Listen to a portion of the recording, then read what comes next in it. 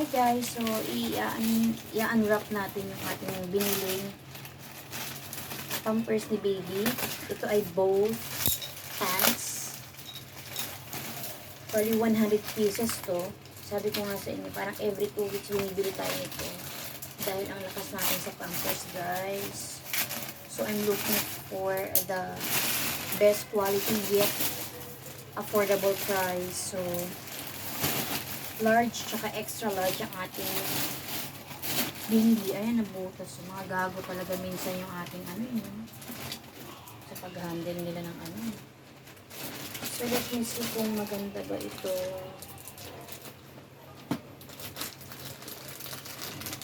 Kasi yung bili kong last time, maganda siya pero parang ewan ko.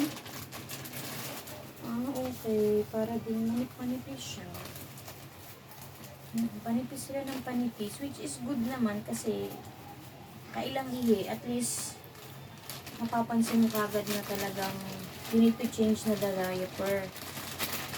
Pero hindi ko na makuha yung mga binibili ko dati na ano, makakapal talaga. Panipisan niya yun ng ano. Tulad nito oh. Meron siyang ano. Parang anong tawag dito? Cover. Parang Pang-wrap. isa-sealed niya para madali mo siyang itapon. Parang matanggal na rin yung dikit. So, ganyan siya kaninipis ngayon, guys. Hindi nakakatuwa. Pero okay na din. Yun lang. Thank you so much for watching. Bye for now.